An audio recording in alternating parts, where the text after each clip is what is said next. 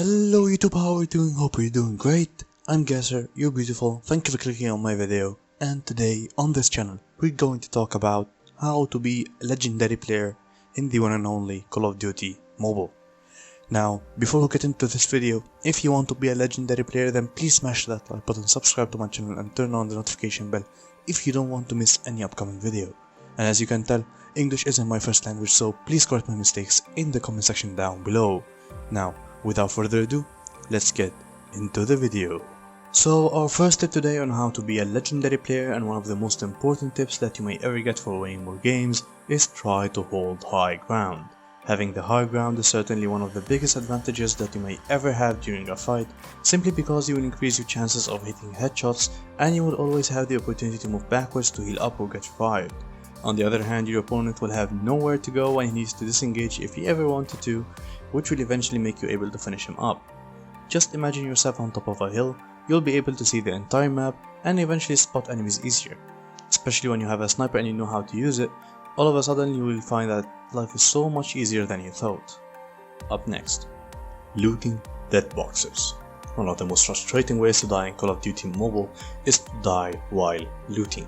Now, if you heard some gunshots and you were close or even approaching the shooting enemies, you may as well find some death boxes in your way. And people who are addicted to loot will automatically pass by these boxes to find some beautiful loot, which quite often leads to a tragic ending, and the reason behind this is simply because you didn't give the shooter enough time to even look somewhere else so that you can sneak in and steal some loot from his prey box. And of course, when the shooter seeks a chance of getting a free kill, he won't hesitate turning you into a death box and have twice the loot. Don't blame him, if you were in his shoes you wouldn't have done something different. Let's just be honest. But you know, maybe you're desperate for some ammo or even you're running low on health and you need some adrenaline.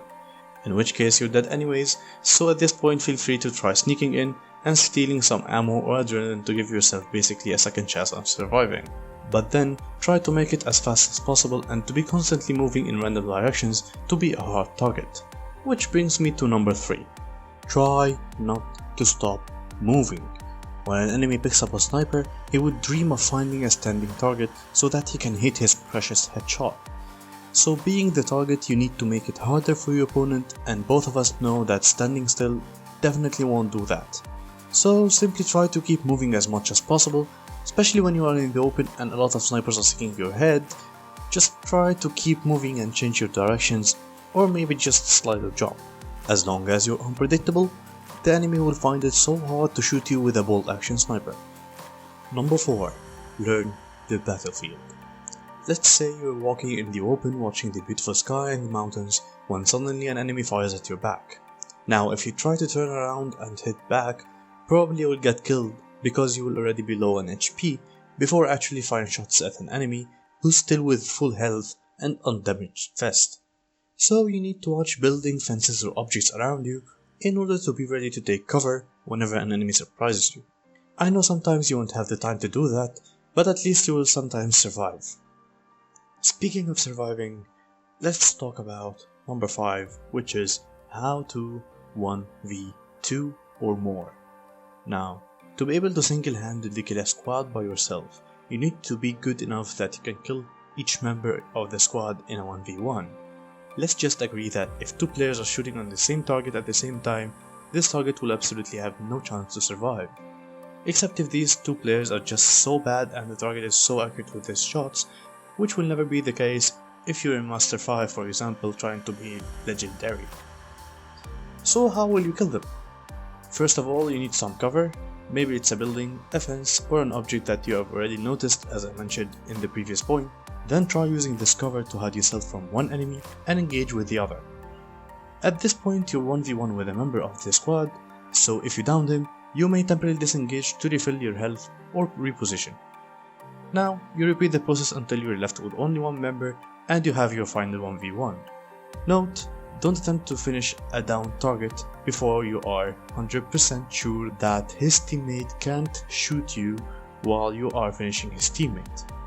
Instead, you may reposition and use the downed enemy as a hostage until his teammate rushes towards his friend because he's probably screaming, "He's one shot, I swear he's one shot." We all say that when we are down, let's be honest.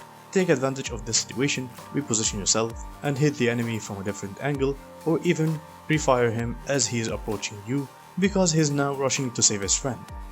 There are a lot of options that you can go with. At this point, you may be creative, just try to take advantage of such a situation. I know it isn't easy as it sounds, but practice makes perfect. Moving on.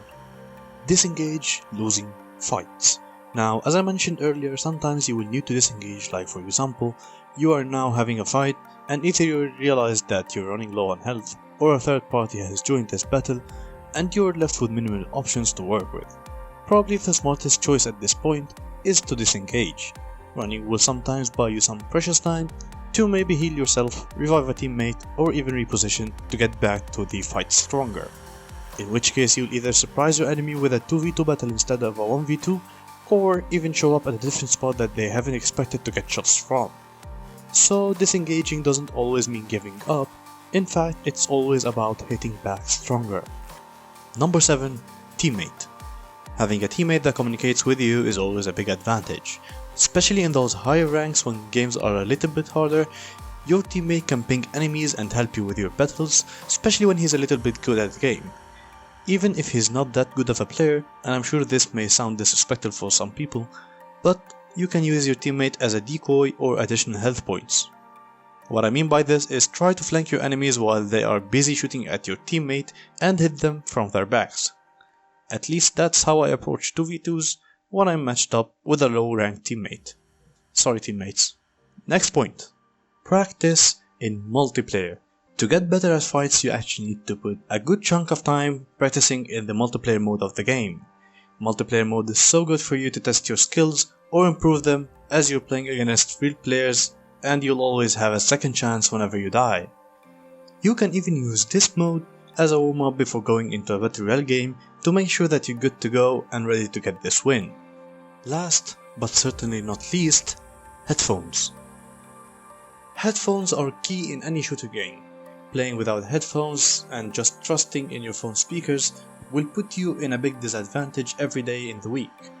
Because when you use headphones, you will be able to locate enemy footsteps and gunshots. When you are in high ranks, most probably every opponent that you're matching up against will be able to find your location through headphones. And you already know what will happen if they found you before you find them. Exactly. For me personally, headphones are my eyes in the game, and without them, I feel blind. And that's it guys, these were my very own tips on how to be a legendary player in Call of Duty Mobile. Let me know if I missed anything, and if you liked the video, show that by clicking on the like button, subscribe for more, and remember, stay safe, take care, and I will see you all in the next video. Goodbye.